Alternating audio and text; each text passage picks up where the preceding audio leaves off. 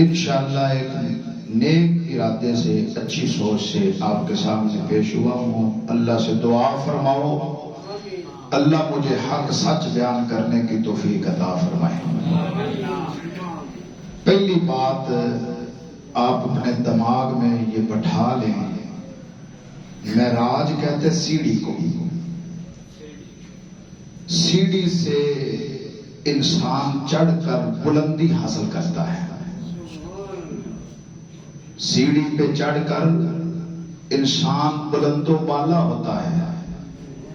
تو نبی پاک کو معراج کرایا گیا. مولوی یہ بیان کرتے ہیں کہ معراج کے ذریعے آپ کو بلند و بالا کیا گیا.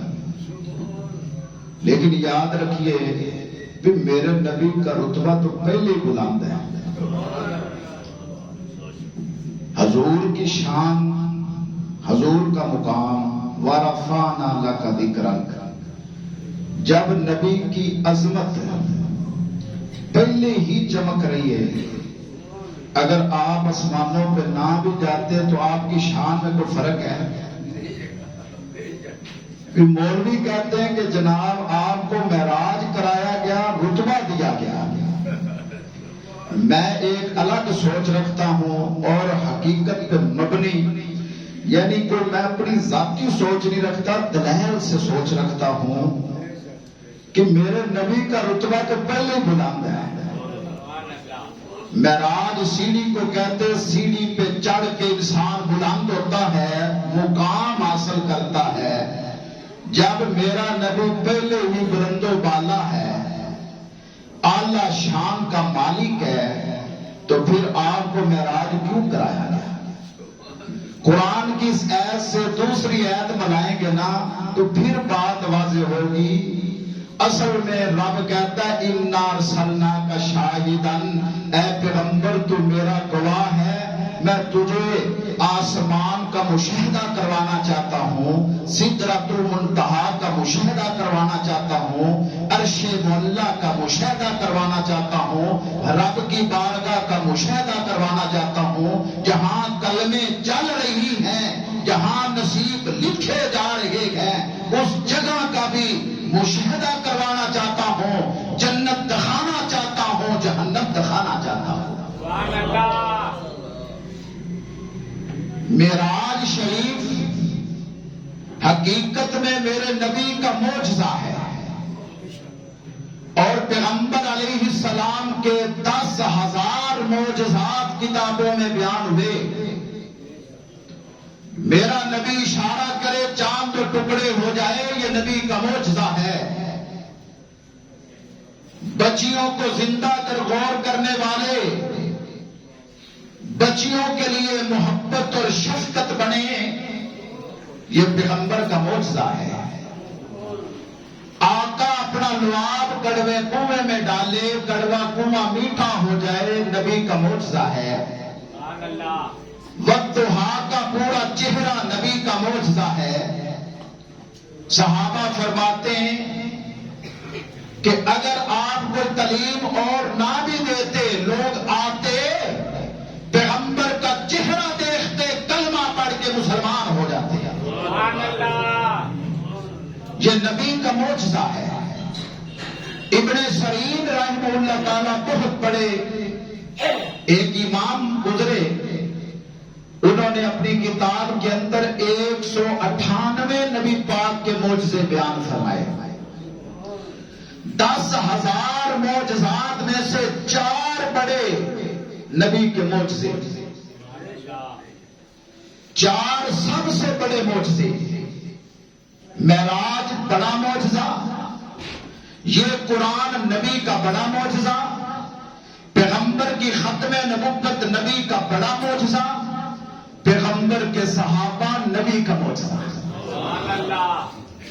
صحابہ بھی معجزہ ہیں، نبی کا معجزہ. صحابہ بذات خود کوئی کمال نہیں رکھتے. ابو بکر تو صرف ابو بکر تھا، عمر صرف عمر تھا، بلال صرف حبشے کا ایک کالا غلام تھا. لیکن جب نبی سے ملے تو اللہ نے ان کے رتبے بلند کیے. ابو بکر کو صدیق بنا دیا، عمر کو فاروق بنا دیا، عثمان کو ذوالنورین بنا دیا، علی کو بہادر بنا دیا، اسد اللہ بنا دیا، بلال کو جنت کا مالک بنا دیا۔ صحابہ معجزہ، قرآن معجزہ، پیغمبر کی ختم نبوت نبی کا معجزہ، اور معراج شریف بھی میرے نبی کا معجزہ۔ سبحان بڑی کمال کر دیں۔ اچھا جی بات کو سمجھیے، قرآن نبی کا معجزہ، قرآن نبی کا معجزہ بھی اترنے کو تو باقی کتابیں بھی اتری، انجیل اتری، زبور اتری، تورات اتری، وہ بھی آسمانی، یہ بھی آسمانی، لیکن قرآن قیامت تک کیوں چمکے گا؟ باقی کتابیں کیوں مٹ گئی؟ ان میں تحریف کیوں ہو گئی؟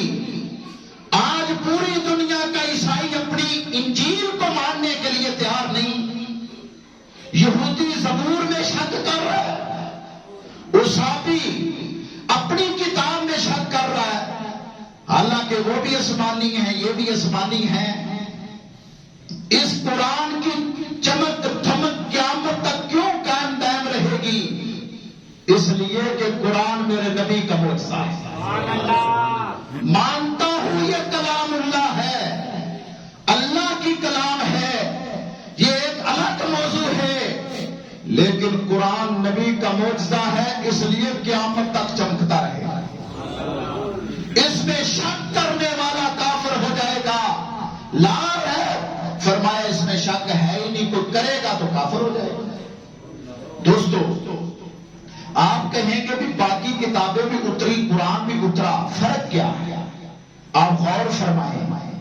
فرق یہ ہے، جب تورات اترنے لگی نا موسیٰ نبی پہ، تو اللہ کریم نے فرمایا کہ میرے موسیٰ طور پہاڑ پہ چلا جا، 40 دن وہاں چلا کاٹ۔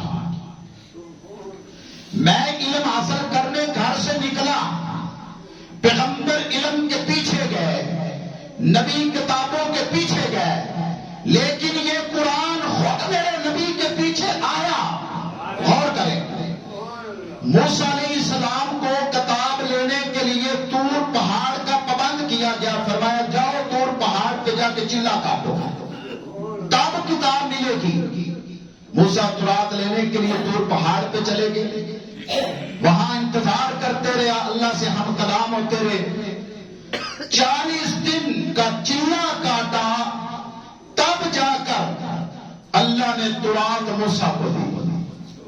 جب زبور اتری داؤد نبی پہ، آپ کتابیں کھولے تو اللہ کریم نے فرمایا اے میرے داؤد نبی، عبادت خانے میں قید ہو جا، بند ہو جا، پابند ہو جا، اگر کتاب لینی۔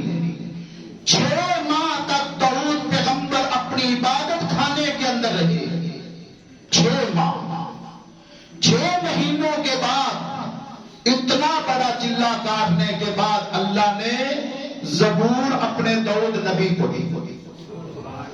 جب انجیل اترنے لگی عیسیٰ نبی پہ، تو اللہ کریم نے فرمایا کہ اے میرے عیسیٰ، تو اپنے گھر کی بیٹھک میں بیٹھ جا، قید ہو جا، بند ہو جا۔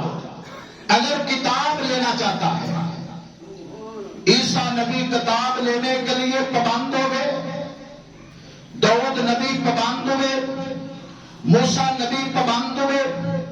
یوں سمجھیے، موسیٰ کتاب لینے کے لیے کتاب کے پیچھے جائے، زبور کتاب لینے کے لیے داؤد نبی زبور کے پیچھے جائے، عیسیٰ نبی انجیل کتاب لینے کے لیے کتاب کے پیچھے جائے، لیکن میں قربان جاؤں اس قرآن پہ اور صحیح قرآن پہ۔